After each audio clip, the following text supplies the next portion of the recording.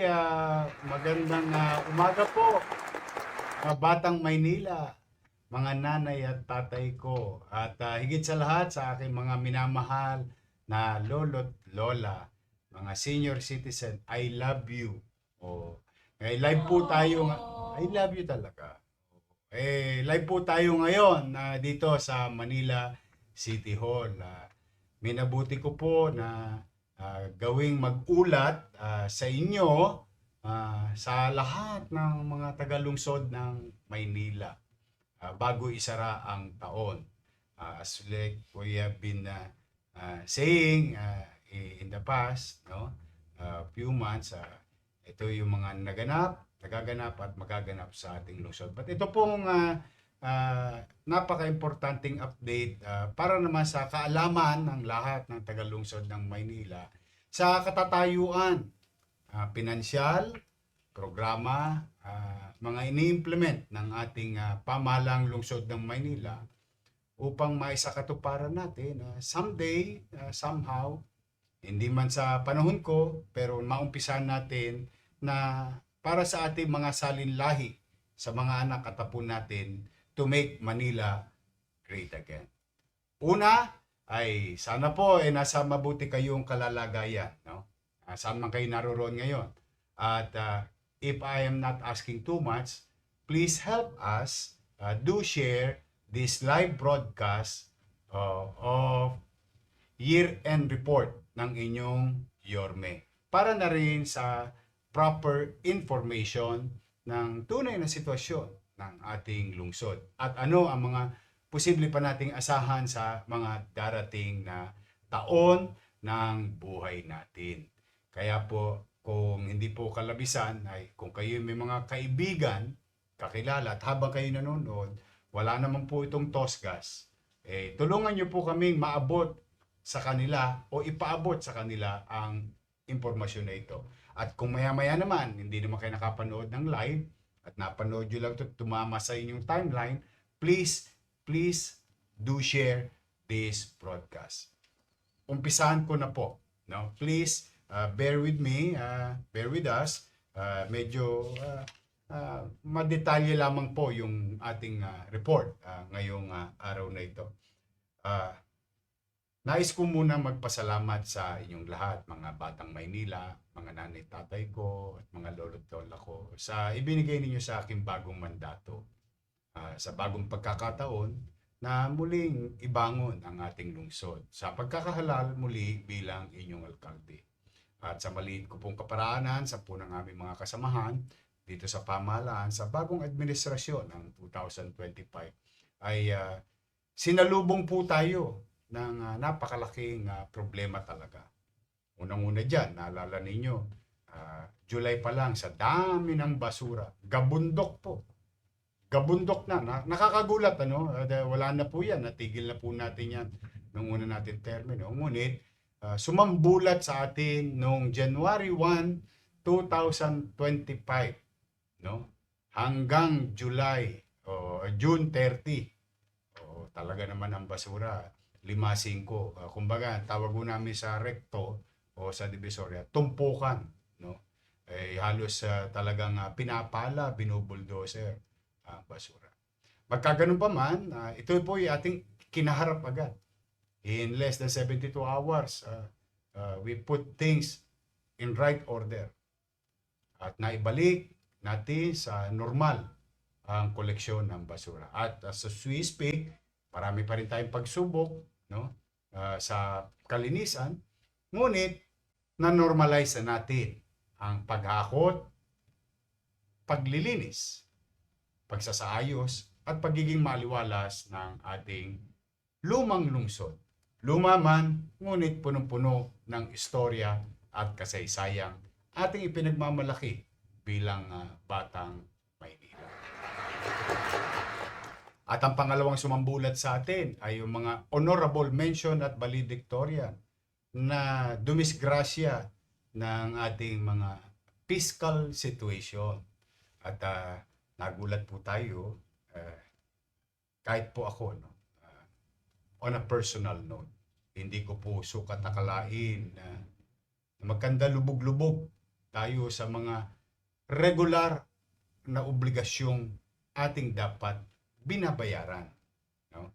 At ito po'y umabot sa suma total na halos negative 10.2 billion pesos of commercial obligation. At hindi ko naman po yung kinukubli na nung unang termino ko naman, ako naman po ay umaccess, no? At kinuha ko ang resources ng National Government Financial Institution, katulad ng Land Bank of the Philippines at ng DBP. Pero magkaibang bagay po yan, ano? Para po siguro may mga nanonood naman na nauunawaan na ang iba ang ibig sabihin ng commercial obligation at saka yung ating fiscal obligation sa mga financial institution na in-access natin, na siya namang bagay na may pagkukunan talaga dala ng Mandanas ruling. At yun ay ginamit natin sa kasagsagan ng pandemya. At bagamat pandemya noon, at least tayong lahat ng mga nanonood ngayon at mga tagalungsod, at least hindi tayo nakaranas ng gutom sa loob ng 8 buwan, no? Nung kasagsagan ng pandemya. Lahat kahit paano may napagharimunan. At patuloy natin na isakatuparan ang mga paggawaing bayan, eskwelahan, ospital, at kung ano-ano pa. Kung ano-ano pa man na kapakipakinabang sa ating mga mamamayan. So, magkadalawa po yun. But then again, nakakagulat talaga yung commercial obligation. Ano ba yan para sa madalit salita? Ayan po, kalimbawa si Judith, no? Si Judith, na madalas nyo ring namimit, no? At pinapadalang kayo ng sulat at nandun ang kwentada ng inyong kuryente, tubig, telepono, and so on and so forth. Mga gastusin sa bahay, mga grocery, mga pambili ng gamot, katulad ng binibili ng maintenance ninyo. Those are the things that what you call commercial obligation. At yan ay umabot talaga sa 10.2 billion pesos. But now, those are two major problems. On top of sa pagsasaayos ng pamahalaan muli, no, ay talaga pong napakalaking bagay po ng fiscal challenges ng ating lungsod. Ngunit, salamat din naman sa Diyos. Minsan, ipinagpapasalamat ko sa Kanya na yung ibinigay sa aking karanasan na nung ako'y bata pa, na sanay sa salat ng buhay, or kinakapos lagi, or hindi lang kinakapos, walang-wala. At awa ng Diyos, sa pagsisikap na iraos ko ang aking sarili, na itaguyod ko ang aking sarili.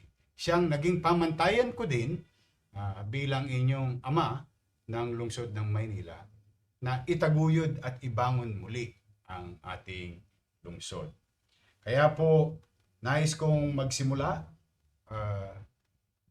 on how we did together restoring fiscal order and confidence. Simula po noong July 1 to December 21, the city generated 10.8 billion pesos in real property taxes, business and other local revenue or collection. 2.4 billion in net national tax allotment or NTA. 276 million naman from final tranches of the DBP loan of San Sebastian residents. Despite these inflows, cash flow was constrained by significant unpaid prior years obligation. Ito naman po yung isang term sa commercial obligation. Ibig sabihin, pagkakautang ng nagdaan. Yun po yun, no? Para sa madaling salita. That I inherited in the previous administration. Requiring strict prioritization and fiscal discipline. Kung maririnig nyo ko minsan sa mga public engagement, yung sinasabi ko po sa inyo na pipilitin ko pong magsino. Yun po yung fiscal discipline. Bagamat ganoon, no, ang ating sitwasyon, minabuti ko pa rin unawain kayo ng mga nagbabayad ng buwis. Kaya pinakiusapan ko ang Konseho ng Maynila to pass an ordinance for the declaration of general tax amnesty. Inuna muna natin ng tao bago ang pamahalaan. At dahil po dyan, simula July to December 18, umabot po sa 439 million pesos ang nakolekta natin na hindi nakokolekta nung mga panahong nagdaan. At yan po ay napakinabangan yung kaluwagang ibinigay ng batas na yan na ipinatupad natin hanggang December 31 ay umabot po sa 24,276 taxpayers ang nakinabang, nakatikim ng kagaangan sa kanyang resources. Salamat sa inyo. I'm happy to be of service. At 100 million naman po ang ating nakolekta from August to September to 160 million per month naman, October to November. Halos 185 million pesos ang naibalik sa palad ng mga taxpayer. Kasi kung wala pong general tax amnesty, yung 439 plus 185 million, pati yun tatangananan o kukunin sa inyong mga bulsa. Ngunit dahil sa tax amnesty, ayan ay naibalik sa mga nagbabayad ng buwis bilang katipiran or what you call savings sa inyo. Kaya muli, ako ay taus-pusong nagpapasalamat at dahil dyan naging matagumpay yung una nating fiscal reform. Pero ito yung fiscal reform not internal but external because ang direct beneficiary at mararamdaman agad ng mamamayan. Nag-improve po ang ating collection efficiency. Our general fund collection from January to December 21, 2025 ay umabot sa 16.1 billion or higher on the same day, the same timeline ng 9.32% in 2024. Ibig sabihin, dahil sa masinop ang pagkolekta at yung drum ay yung mga butas na lagyan ng bevel gum, no? Kung tawagin nga namin bevel gum, para hindi po tumagas at unti-unting mapuno ang drum at ito'y magastos sa serbisyo sa taong bayan. Tumaas po ng 9.3%. Apples to apples. Parehong gobyerno, City of Manila. Parehong numero ng taxpayer sa lungsod ng Maynila. Pero magkaibang mga grupo ng tao ang namahala, tumaas po ang ating koleksyon. Salamat sa ating mga empleyado ng ating lungsod. Kung titingnan naman po natin ang efficiency collection ng January to June, which hindi pa ako yung mayor, ay nasa 60% lamang. Ngunit nung July to November alone, ay umabot po ng 83.4%. This resulted into 1.4 billion in excess collection versus 2024 levels. Ayan po. Ngayon po, ay dahil dyan, unti-unti nating inaayos. Kung maalala po ninyo, katulad na nabanggit ko na a few minutes ago, meron tayong obligasyon. Meron po tayong 11.9 billion total obligation. Out of that, billion prior year's obligation settled. Ihimay ko lang po ng kaunti, no? At in layman's term. Ibig sabihin, wala tayong pera, inayos natin yung fiscal discipline, kinolekta ng maayos, pinagaangan ang taong nahihirapang hindi nakababayad. Suma total, sa loob lamang po ng 5 buwan, nabawasan natin yung lumang obligasyong iniwan sa atin or what you call prior year's obligation na umabot ng 4.8 billion pesos na po ang nabayaran natin. I hope nasusundan po ninyo ako, no? At habang yan ay binayaran natin, ay yung mga social amelioration program naman ay kahit papaano ay pinagbabawasan natin. Umabot po sa release ng 1.9 billion pesos ang naibigay natin sa ating mga social amelioration program. At 420.8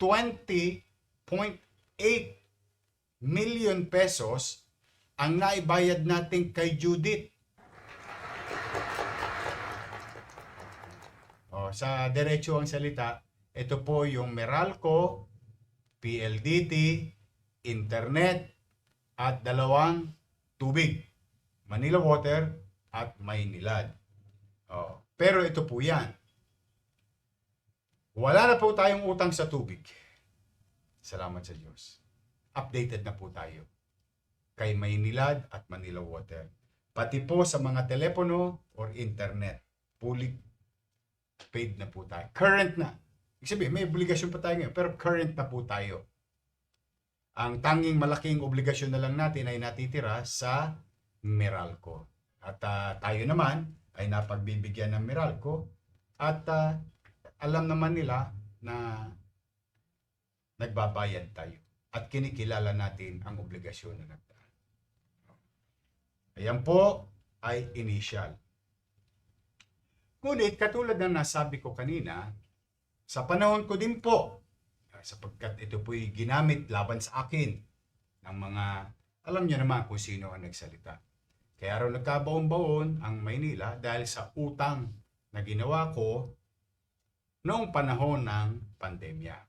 At ako na may nagsabi sa inyo at hindi nagkubli, sabi ko nga, kung kinakailangang daling ko kay Tambunting itong relo ng City Hall, ipatatas ako yan kay Tambunting, makaraos lang tayo ng pandemya.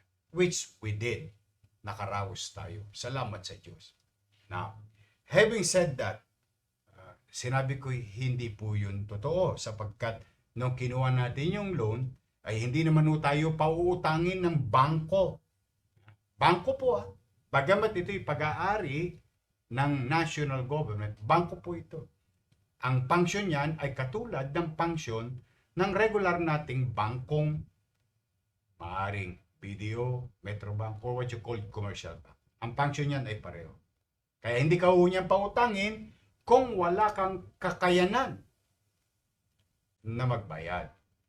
At katulad na nasabi ko, salamat at nagdesisyon ng Korte Suprema, in-access natin yung what you call the Mandanas ruling, o which nagkaroon ng windfall ang ating lungsod at hindi lang lungsod ng Maynila, yung 1,600 plus na LGU sa buong bansa.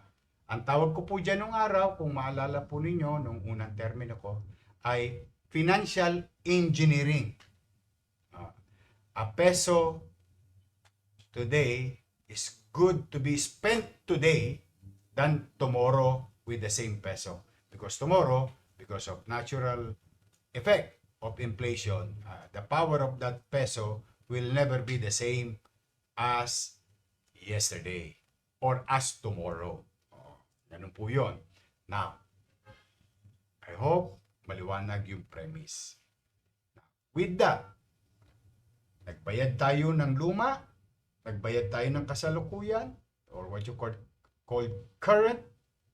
Ngunit sa kabilang banda, nakapagbayad pa po tayo sa inutang natin nung araw.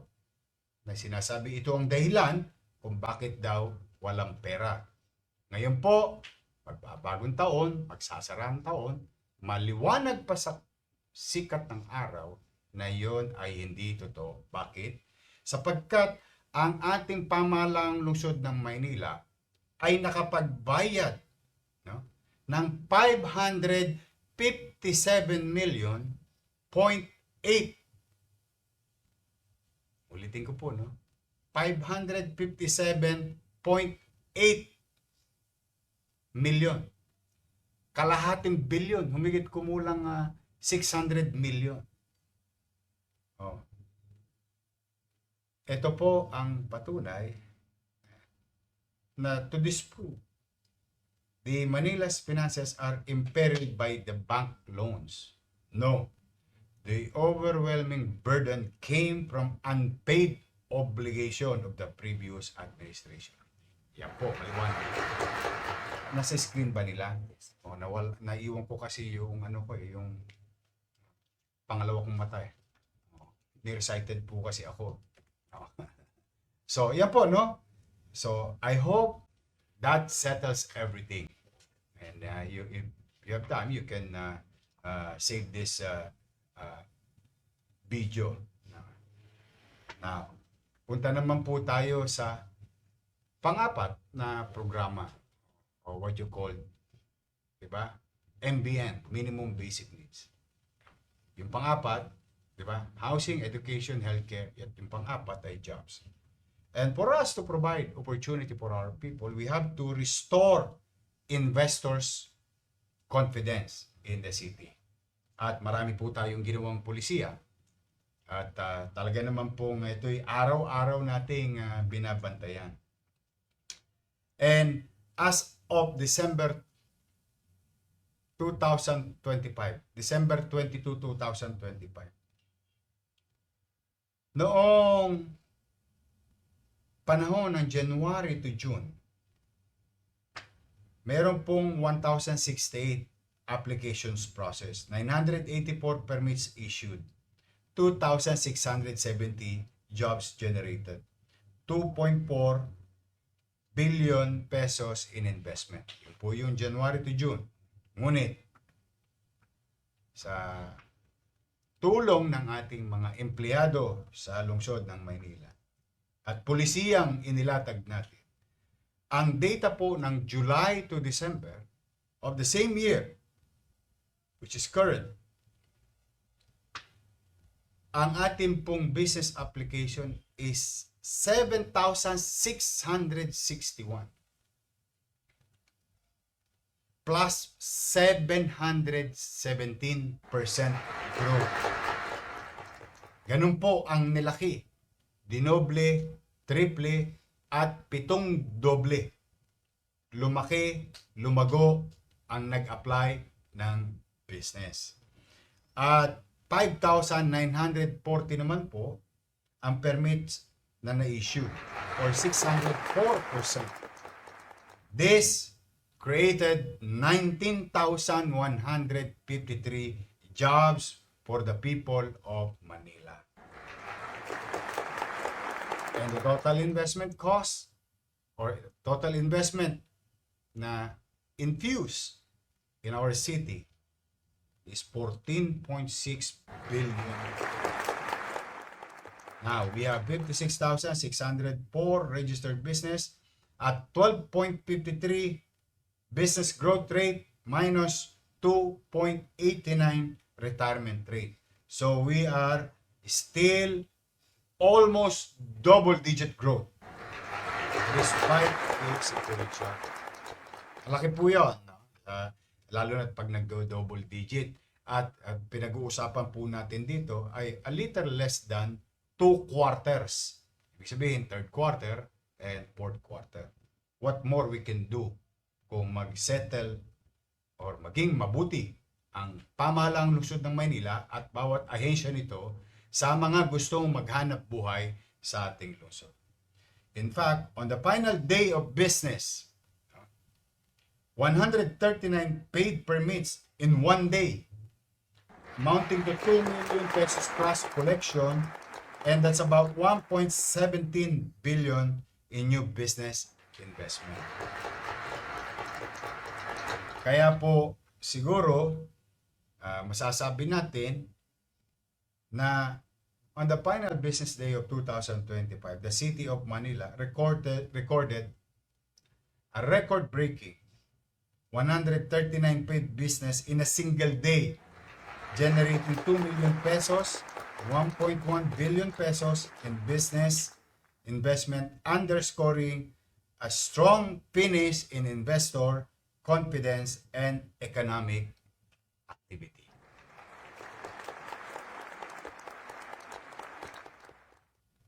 Special permits and hawkers compliance. Naku, ito po yung sila Eddie at Patty. Kung maalala po ninyo, no? Ang araw, ito yung gustong-gusto nila Edith Patty. Ngunit, tayo'y nagbalik at pinilit natin bumalik sa kaba ng bayan, hindi sa palad ng iilan lamang na nakikisapakat sa kapangyarihan ng pamahalang lungsod ng Maynila. We have issued special permits 1,195. That is amounting to 125% accomplishment. 11.1 million pesos in special permit revenue. That is 238% year-on-year increase. Hawkers compliance improved. Vendors paying fees 4,131 to 4,880, amounting to 45 million.47 collected, exceeding target. Pwede akalain ninyo yung nag-exceed 2 quarter. Salamat sa ating mga hawkers. Nababawasan na po yung mga nagsusubi. Alam niyo ba yung nagsusubi? Alam mo ba yun, Jesus? Si Jesus, birthday niya noong December 25. Natin sign language guy. Okay. So, ngayon naman po, ito kung bakit napansin nyo yung mga datos na yon ay naglalaguan, lalo na sa negosyo, sapagkat meron po tayong mabigat na ginawa. Ito ay mga taga-August ito, July, then August. Kasi maraming beses ko po ito narinig na inireklamo ng mga negosyante ang city planning and zoning. Dahil ang daming red tape. Pero mo, magbubukas ka na ng negosyo, 3 buwan na hindi ka pa nakakabukas kasi hindi pa tapos sa zoning. At kesyo ganito, kesyo ganyan. Ayun, yung gatas naging keso sa tagal ng panahon. Ayan po. Ngunit, hindi ko po yung pinayagan. Pinago po natin immediately. Dati-rati, ang zoning requirements ay nasa 22 items to be complied. Now, down to 7. At kung hindi ka conforme doon sa zoning, maaari ka mag-appeal. At ang requirements po dyan ay 15. Now, down to 5. Kaya napansin nyo po ang mga negosyante. Nagpasukan na ulit at nakapagbigay ng trabaho. At ang ending pa, meron pa tayong buwis na nakokolekta. At kung dati-rati, halimbawa, pit out lang ay umaabot ng 1 buwan. Ngayon po, 0 to 2 days makukuha mo na. New constructions, dati-rati, 1 to 3 months. Ngayon po, 3 to 5 days na lang. Zoning permit approved.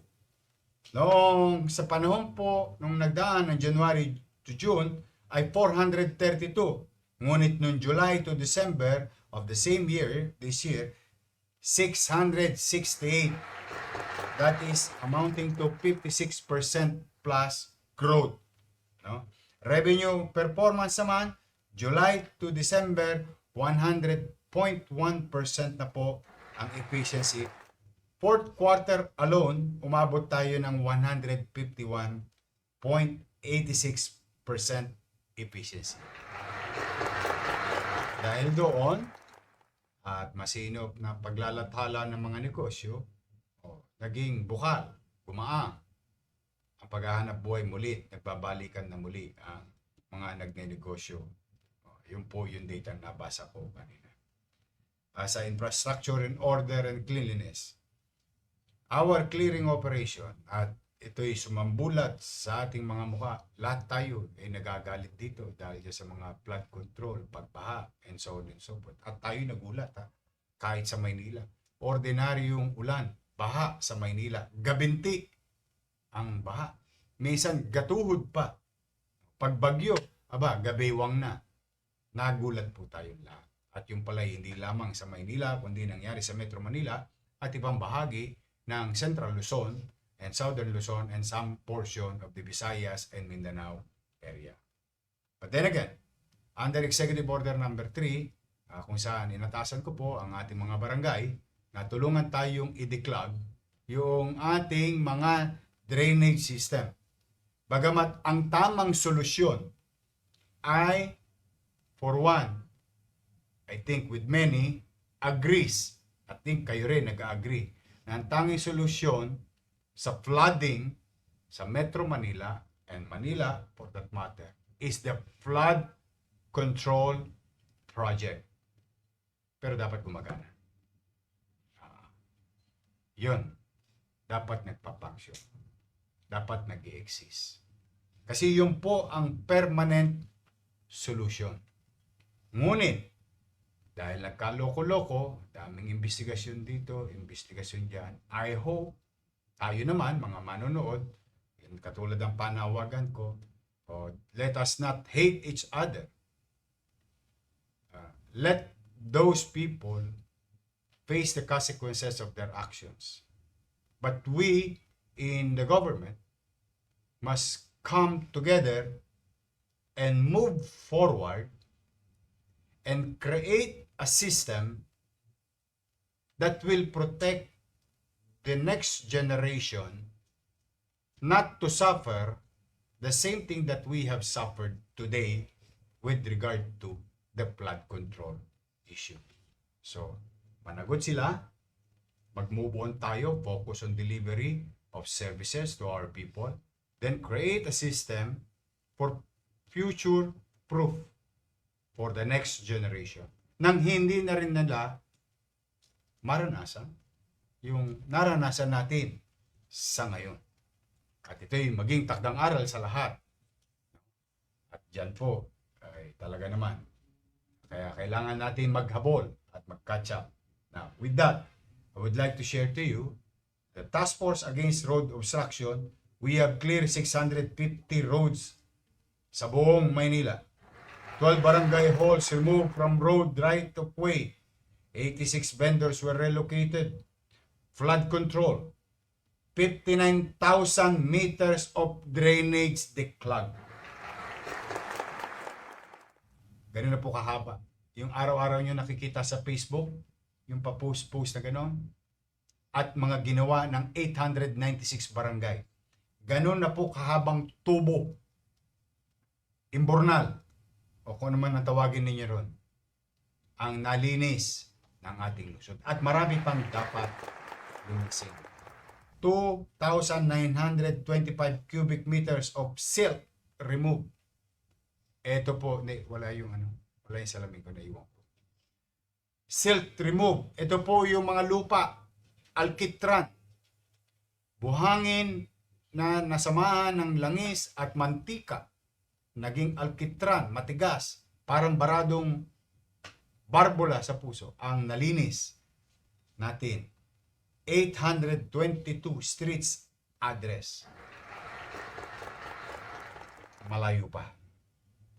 But we do what we have to do. And we're going to do it. At least sa ganitong paraan man lamang, maibsan natin yung kakaharapin na namang pagbaha ng mga kababayan natin pagdating ng Mayo or what you call, sabi ng mga matatanda natin, Agua de Mayo sa 2026 kasi magsisimula na naman ang tag-ulan. Kaya habang bumabagyo, kinalkal natin. Habang walang bagyo, kinakalkal natin. At tatakbo ang araw, linggo, kakalkalin natin lahat ng imbornal nang siyang maging maayos ang daluyan ng tubig sa kalsada, tubig ulan, at papunta sa mga body of waters like rivers and Manila Bay.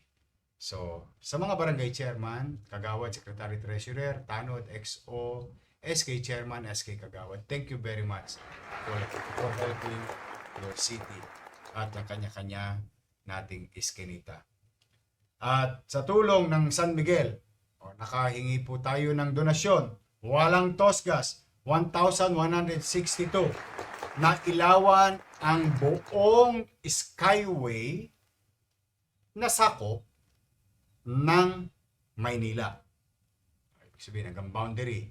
Hanggang doon po sa may ang tawag dito, yung pinailawan natin sa Delpan, San Andres, Vito Cruz.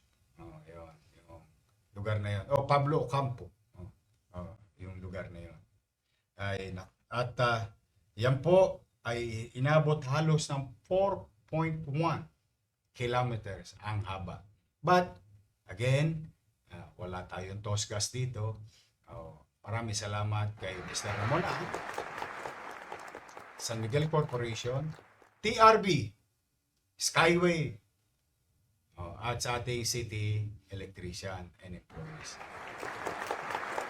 Yan po ay dahil sa request ninyo. Mga Grab food driver, angkas, mga nagmumotor, truck, kotse, pribado, taxi, and so on and so forth. Diyan man lamang ay maging ligtas ang inyong pamamasada, pagbiyahe, pag kayo'y pumasok sa Skyway, partikular sa lungsod ng Maynila. At imbis na makisabay tayo sa mga ingay, salitaan dito, salitaan doon,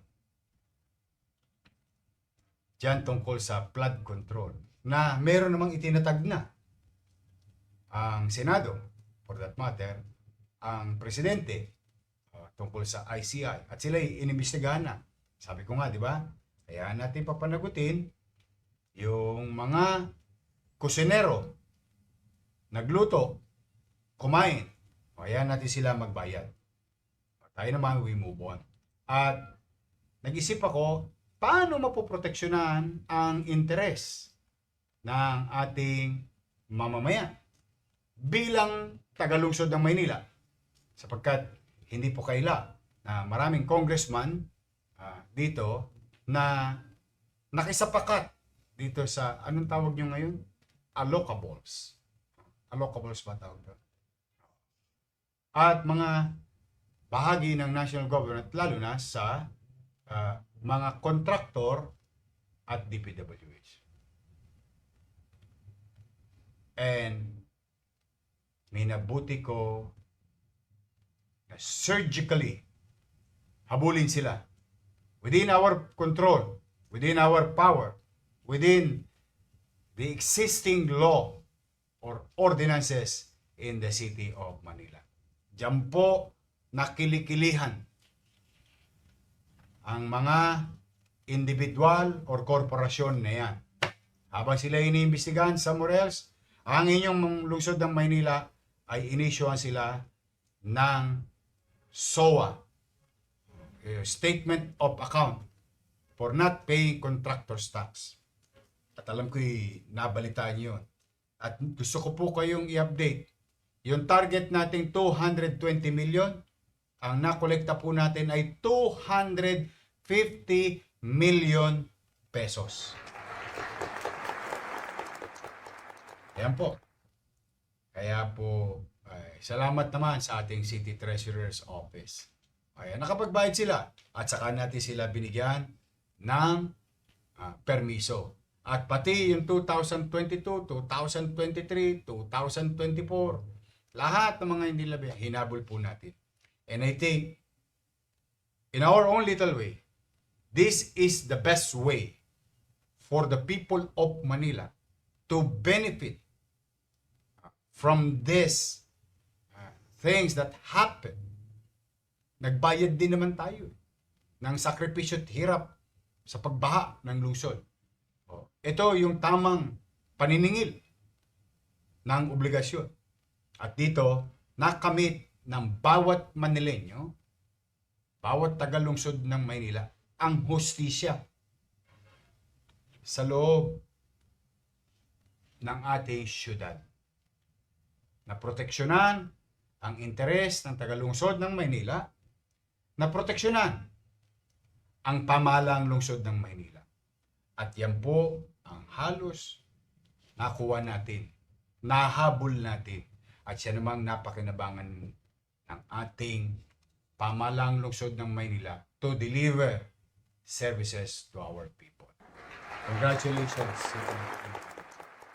Kaya muli, nananawagan ako sa ating mga barangay officials, patuloy po nating ipatupad ang Executive Order number 3. Maglinis tayo, maglinis tayo, maglinis tayo, at maglinis tayo. Huwag tayong titigil. At dahil dyan, yung mga nakokoleksyon na yan, ay nakapagpatupad tayo ng mga obligasyon natin, particularly sa mga city-funded program and incentives. Halimbawa na, shout out sa mga kabataan dyan. Shout out sa mga kabataan dyan! Katulad ng mga kabataan ng PLM, UDM, IRIS. Nais ko pong ipabatid sa inyo na unti-unti natin nababawasan ang obligasyon ng lungsod ng Maynila sa programang sinimulan ko nung araw at nung kalaunan ay nawala. At ito'y naging obligasyon sapagkat ito po yung isang batas or ordinansa. At dahil po dyan ay ipinatupad ko po muli at nabawasan at makapag-update man lamang sa ating mga PLM students. Umabot sa 37,196,000 ang na-release natin. UDM students, 48,919,000. IRIS subsidy, umabot sa 13 million pesos. PLM as a school, 58,750,000. Limang quarter o yan. Isa pa lang yung nababawasan ko. Ganyan po kawawa ngayon ang PLM. Nakalulungkot. At siyempre, ang mga senior high student allowance ng UDM, 9,380,000. Total city-funded programs and incentives to education is, ang na-release natin sa loob lamang ng 6 na buwan ay 167,245,000. At para sa aking mga minamahal na lolo at lola na napakalaki ng utang ng lungsod ng Maynila dahil tinaasan kayo ng 1,000, ginawa po 1,000, ay naibalik natin sa 500, kaya may utang pa ako sa inyong 3,000, ngunit nakapagbigay na tayo for July, August, and September, amounting to senior citizen allowance of 275,511,500 pesos. Ngunit, shoutout mga minamahal kong lolo at lola. O siyempre, July, August, September, nadali na. O tapos na rin ngayon ang October, November, o December. Sa second week or third week ng January, i-release natin yung last quarter para sa mga lolo't lola ko. I love you. May allowance kayo ulit sa akin. Sa senior citizen naman, para sa social pension, from January to June. Ito po yung galing naman to sa national government. 180 million ang nare-release senior citizen social pension for July to December is 171 million. At umabot po sa 11 centenarya or 1.1 million ang naibigay natin sa mga lolo't lola ko na umabot ang 100 years old. Total subsidy or total for our senior citizens alone ay 629 million pesos. Yan po. At yung malayong napag-iwanan para naman sa mga PWD and solo parents allowance, nakapagbigay na po tayo ng 72 million at 96,500. Ngunit, due to insistent public demand, request. Kasi nung misa umikot ako, sabi, Yorme, bakit yun lang ang nakuha namin? Sabi ko, pasensya ka na, Nay. Talagang tukod na tukod. Hayaan mo pag nakaluwag. Kanina lamang po, kausap ko ang ating city treasurer. Antabayanan nyo. Meron kami magandang balita para sa inyo. Jesus, may balita tayo sa kanila, sa mga PWD. Sa Enero. At sa solo parents. Meron tayo magandang balita. At siyempre, yung ating medical assistance to various individual. Umabot po siya ng 11,743,000. Ito po yung nakikita nyo sa post ng mga for major operation, transplant, domestic, and abroad. Yung mga pinadadala natin bata. Umabot na po tayo sa 11.7 million pesos ang ating naipamigay na tulong. Mabuhay lang ang mga batang yaon. Sa puso, sa kung saan pa. Pati yung sa implant sa tenga. Financial assistance para sa Taipong Tino ay umabot naman po sa 1 million pesos. Ito naman po, 13,968 nasulat nyo. May naiwan pa konti, November, December. Pero ito'y simula nung July. Kasi nakasanayan na, para sa kaalaman ng mga nanonood, nakasanayan na ng mga tagalungsod ng Maynila sumulat sa akin ng personal.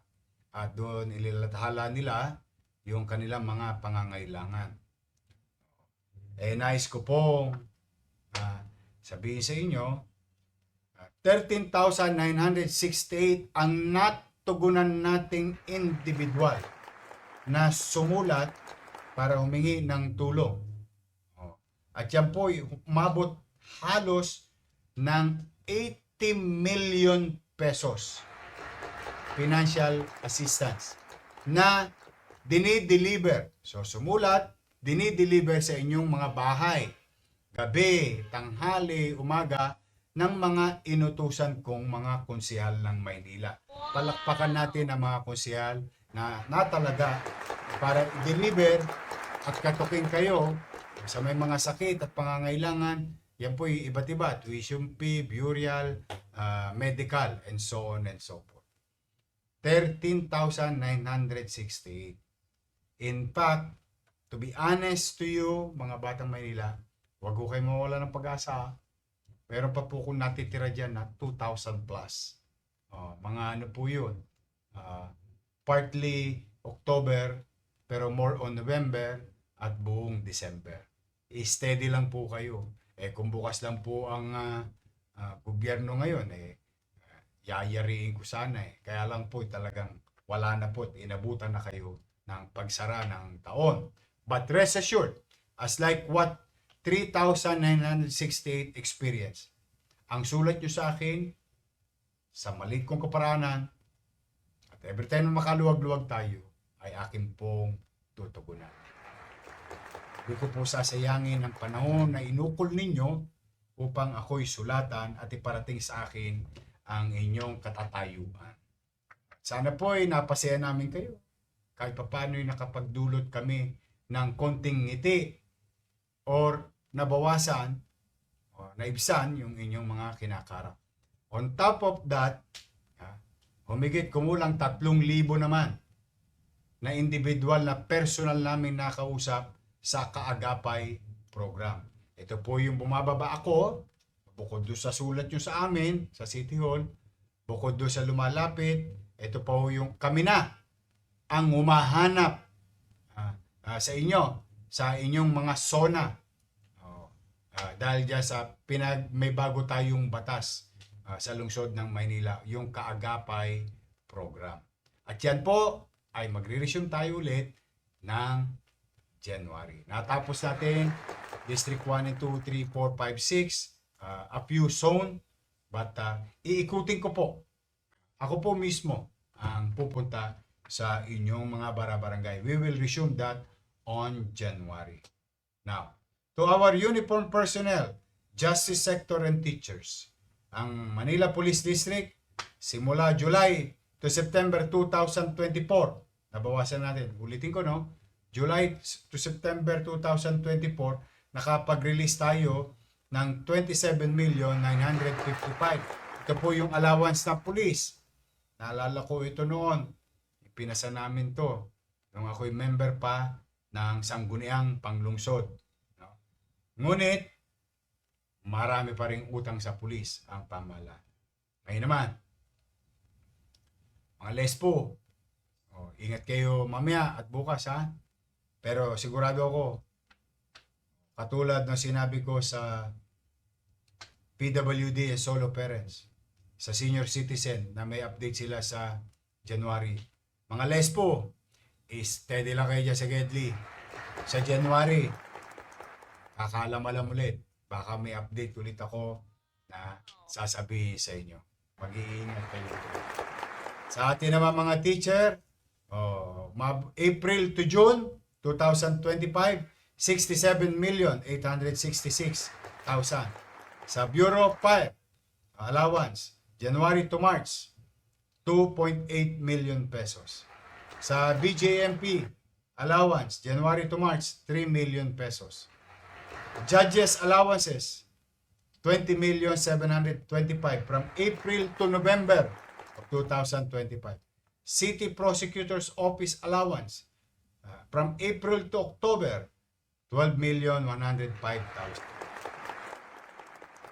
Ayan naman po yung mga tulong natin sa national agency na kasama natin nagtatrabaho dito sa lungsod ng Manila. Sa mga barangay naman, katulad nung nagkita-kita tayo na sinabi ko sa inyo, kalaban kakampi, nakasama namin o hindi sa kampanya, walang pinili. What is due to you will be given to you as commitment.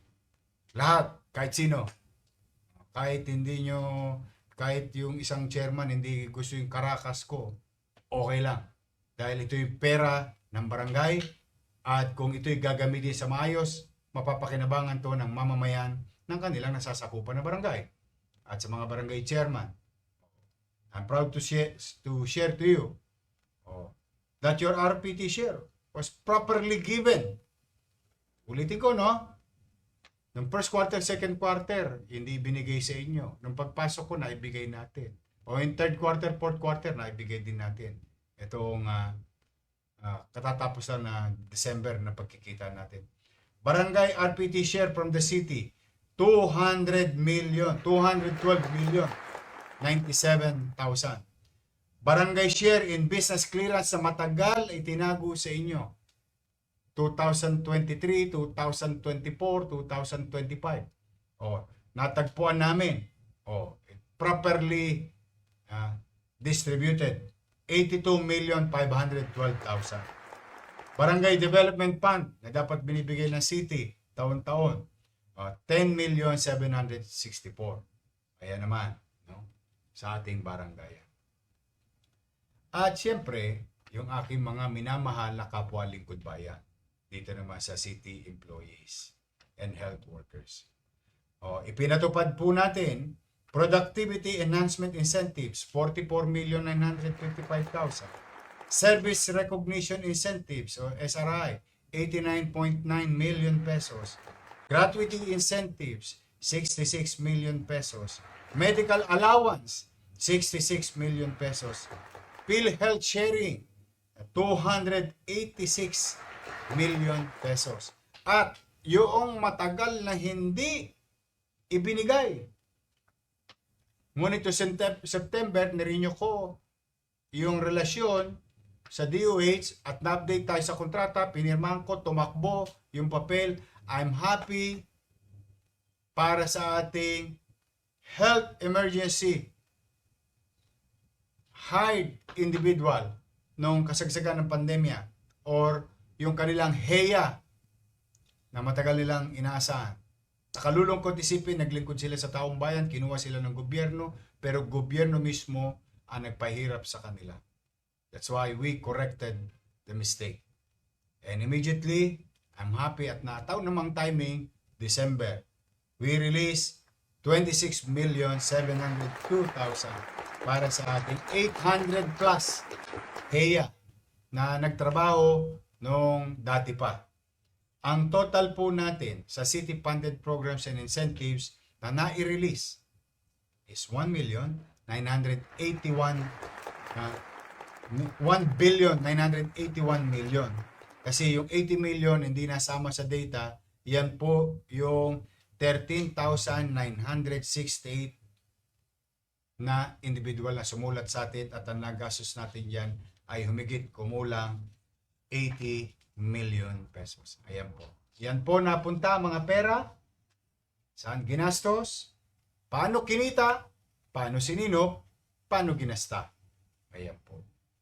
At sa atin naman social welfare, disaster response and relief. Sa fire, families affected 3,410. Maalala nyo, sunod-sunod, ano? Individuals affected 13,032. Sa Typhoon Habagat, families affected 5,745 attended and individuals affected is 19,875 attended by your city government. At dumadami negosyo, kailangan we have to equip our people para sila ay makapagtrabaho sa mga nagbubukas na negosyo sa lungsod ng Maynila. Thanks to the leadership of MDSW.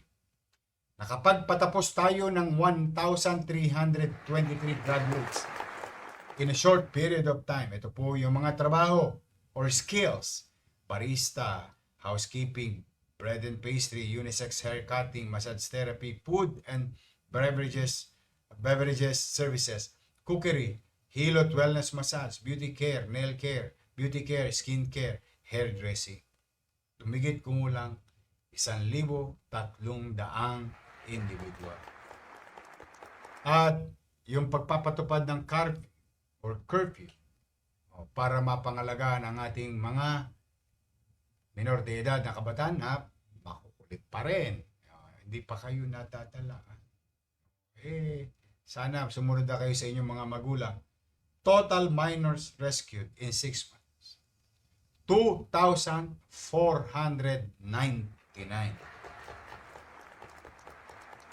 1,793 minors released to their parents. At ito malungkot. 706 minors turned over to RAC. Alam po ng mga bata yung ibig sabihin ng RAC. Sa healthcare sector, binuksan natin as I have promised at unti-unti nang malapit ng ma-approve in the coming weeks ang bagong tatag na Paseco Hospital, ang ikapitong ospital ng lungsod ng Maynila. As I have promised to you. At dahil po dyan, ay natagpuan natin yung isang programa na napakalakas. Pinalakas. Malakas nung panahon ni Pangulong Duterte. Lumakas lalo nung panahon ni President Bongbong Marcos. Nakita ko, ipinatupad natin. In fact, yung nararamdaman nyo ngayon sa health center, kasama dito yun. Yung 21 items na medicine. What you call the fastest PhilHealth Yakap accreditation. 3 days lamang ay umabot tayo ng humigit kumulang 100,000 individual sa lungsod ng Maynila.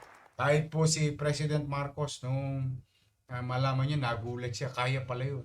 Opo. Kasi napakaganda ng programa dahil kapakinabangan ng ating mga tagalungsod. Pero, ipinagpapasalamat ko naman kaya maging matagumpay yan sa ating mga BNW at BHW. Nabuksan na rin, katulad ng Baseco Hospital, 3 taong nakatenga. Ito'y 3 taon din nakatenga ang kauna-unahang local government public-owned hospital na naitatag na po at nabuksan na ang Cardiac Catheterization Laboratory or CATLAB. At ang dami na po natin na angiogram. At dahil po dyan sa tulong ng mga doktor, espesyalista ng PGH at iba pang magagaling na doktor sa Pilipinas, ay maaari na tayong maglunsad ng angioplasty. Huwag kayong mag-alala, ha? Yung barbula, mahal po yun para sa angioplasty. Yung angiogram alone, inaabot yan halos mga 50 to 80,000. Ang angioplasty ay aabutin yan minimum, bare minimum, 300,000. Median, 500,000. Pag marami kang bara, aabutin ka ng 1 million pesos. Pero ang commitment ko sa inyo, mabuhay lang kayo. Kahit gumastos ako ng milyon-milyon, mabuhay lang kayo. You will not pay anything pag nagtuloy-tuloy na tayo sa angioplasty. Ngayon sa angiogram, walang yadba. CT scan machine, walang yadba. MRI machine, walang yadba. Ultrasound 4D, walang yadba. Yung mammogram, ang napakagandang makina, lalong-lalo na sa mga kababaihan, wala pong bayad. Talang po kayo sa ospital ng Maynila. At yung health certificate as per your request, binago ko na po ang polisiya. Siya po ay valid na for 1 year. Ano pong ibig sabihin? Sa mga hindi nakapanood nitong Yormes Hour ako. Halimbawa po, nagkatrabaho kayo ngayon. Daming trabaho eh. December. Let's just say, December 24. Ay, 25 na lang. Birthday ni Jesus. Ng ating sign language guy. Nagkatrabaho ka ngayon. Tapos na yung December 31, 2025.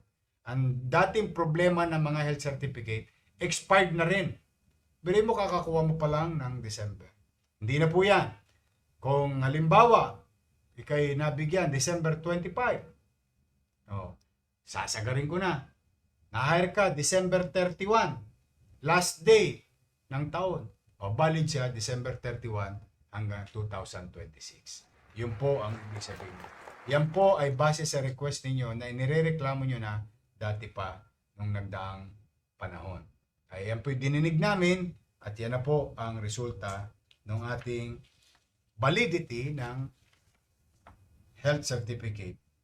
At maraming salamat sapagkat nung bumabagyo po, naawa po ako sa mga doktor at pasyente. Pinakamagandang emergency room na nakita ko sa buong mundo. Ito ang emergency room ng Ospital ng Sampaloc na may falls. Pero may tulog sa loob ng emergency room. Pero immediately the following day, I went back after the night na nagpunta ako. Nakita ko karanasan ng mga pasyente roon. Ayun, sinilihan ng puwet ko. Hindi na naman ako mapakali. Dinala ko ating ininyero. Naganap ako ng pera. At kita naman, salamat Paul. At immediately in-implement natin. And I committed to the people of Sampaloc 90 days. At a few days ago, as you all know, we deliver before Christmas. Bukas na po ang bagong or newly rehabilitated na emergency room ng Sampaloc. And done, 83 days. Commitment is 90 days. Salamat sa mga construction worker. Salamat naman. At siyempre, dahil pinagbubuti natin pasilidad, gamot, equipment, ayaw ko naman pabayaan yung ating mga medical frontliner. I'm happy to inform the public that we have released 128 million plus additional 100 million pesos. Meron silang professional fee divided by two medical and non-medical. And that includes also BHW and BNW at Manila Health Department and Health Support Staff. Ngunit may nakita akong pera doon, nakalutang lang. Minabuti kong idagdag doon sa 128 million, yung 100 million. Dahil mahirap po ang nasa public hospital or public healthcare. Hirap na hirap. Walang bulak, walang karayom, lahat na lang makukonsumi ka. Tapos yung senior patient, hindi mo malaman paano mo gagamutin. Ay kanina lamang pong alas 4 ng umaga, alas 3 pasado ng umaga, ako po yung nasa ospital ng Maynila. Nakikita ko yung dami ng pasyente. Nalulugod naman ako. Kahit nalulungkot ako na yun na po yata pinakamalaking, modesty aside, pinakamalaking emergency room na nakita ko sa buong Pilipinas, public hospital. Pero punong-puno pa rin, Kaya, ang kinalulugod ko lang, may isa akong nakita sa hallway. Mag-asawa, yung anak nila, nabangga. Motor, daming galos. Natutuwa naman ako. Nasa hallway ako, sinabi, nagpapasalamat dahil na CT scan agad yung anak niya at na X-ray. Doon mismo sa ospital lang. Sabi ko naman, di salamat sa Diyos.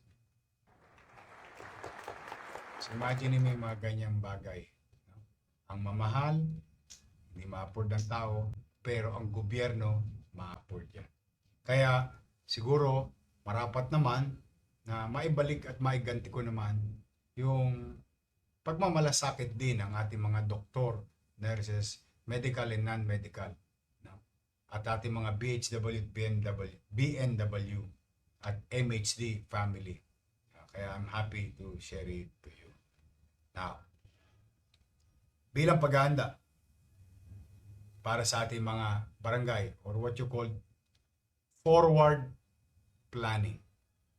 For the first time, the City of Manila, through the City Budget Office, conducted the following Barangay and SK Budget Capacity Building. Ito po yung inireklamo ninyo, paano ba ginagastos ng mga barangay yung budget para sa kanilang komunidad.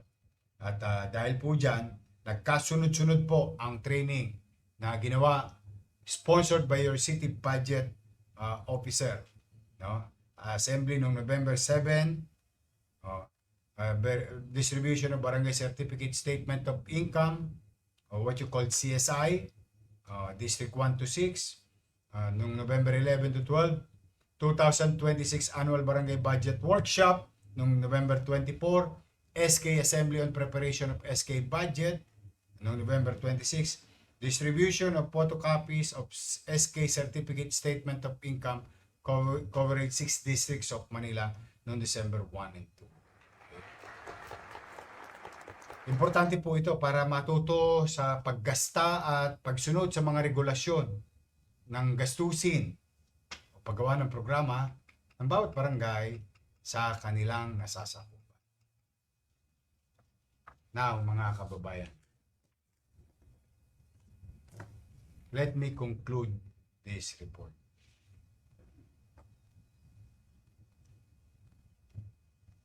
Modesty aside, after everything said and done, una, salamat sa Diyos, salamat sa mga kapwa ko kawani ng pamahalang lungsod across services. Manila finished strong in 2020. That is our modest assessment. Marami pang kulang. Marami pang obligasyon. Pero hindi ko po sukat akalain. Salamat sa taxpayers of Manila na makatatawid tayo. At least, itong ang nakaraang Pasko, kahit papaano, may napagharimunan ang bawat pamilyang Manileño sa kani-kanyang hapagkainan. Yung mga lolo't lola ko, may kulang pa rin tayo. Pero lahat po yan, all these challenges, isa lang po ang punot dulo ng lahat ng itong kinaharap nating parang pelikula ni Sharon Cuneta. Pasan ko ang daigdig. Ay dahil sa kapabayaan sa pangangalaga ng pananalapi ng lungsod. But through some ideas, concept, dedication of our employees of the City of Manila. Ulitin ko po, Manila finish strong. Now, bumalik ang tiwala ng mga namumuhunan, nabayaran ang minanang pagkakabaong obligasyon na nagdaan, nag-i-stabilize na yung city finances policy ng inyong lungsod. Restored unti-unti yung basic services. Delivered tangible improvements to everyday life. Marami pa ang gagawin. Pero sa nauna ko nang sinabi noong July 1 that Manila is in ICU. Now I can honestly say from 4 years of recovery, mga 3 years na lang po. From ICU to recovery room na po ang Maynila. The system of paralysis now performance. Because as I believe, too much analysis, paralysis. Kailangan mabilis kumilos, kailangan mabilis umaksyon. Hindi perpekto ang Maynila. Hindi perpekto ang pamalang lungsod. Hindi perpekto ang mga kawani ng pamalang lungsod. Hindi po ko perpekto. Sometimes, I make mistakes. Sometimes, tama din. But, isa lang po ang sigurado. In totality of all these pictures for 2025, may gobyerno na po sa lungsod ng Maynila. It's like what our forefather said, as Manila rises, so does the nation. Where Manila goes, the country follows. Salamat po sa opportunity kayo mapaglingkod. I'm happy to be of service to you. It's a humbling experience, and I hope tiyatsaga-tsagain nyo lang ako pamisa-misan, lagi naman ako nagsasabi sa inyo ng tapat. Laging kwentas klaras. Ano ang kulang namin? Ano yung mga low-hanging fruit na napitas natin? At ano ang gagawin natin sa pangmatagal? Now, come first quarter of 2026, we are going to another sets of roads. Building, supposed to be phase 1 lang, pero ginawang maraming phase. Building again, the Magsaysay High School. We will resume. We are just awaiting for proper documentation. I will build that. Harangan man tayo ng kanyon. We will build and finish Magsaysay High School. We will build Binondominium 2. We will distribute through lottery of the remaining San Sebastian residents, San Lazaro residents, and Pedro Hill residents. We will build Pamantasan Lungsod ng Maynila College of Medicine. I will do my best. I will use all the energy, strength, and whatever resources na mapipiga ko sa bimpo. Dahil yon ang paniwala ko, tapos mga nangyayaring ito, ay mga bagay na makapagpababago ng buhay ng tao pang matagal. We will go to that direction. And we will build, rebuild, rehabilitate dead, dying, bulok na health centers of the city of Manila. Sa mga taga-Damka, nabawi na po natin ang dating Pamana Health Center na ginawang barangay. We are now about to finish the design to build a literal super health center for you, the people of Santa Mesa. The people of San Nicolas na binabaha din yung San Nicolas Health Center. Steady lang kayo sa Gedli. Tapos na po ang design. Nagdo-documentation na lang. So we will continue to focus on MBN for 2026. Minimum basic needs. Housing, education, healthcare, and jobs. Loob binawa ng Diyos. Bigyan ako ng lakas ng pangangatawan at kakayanan.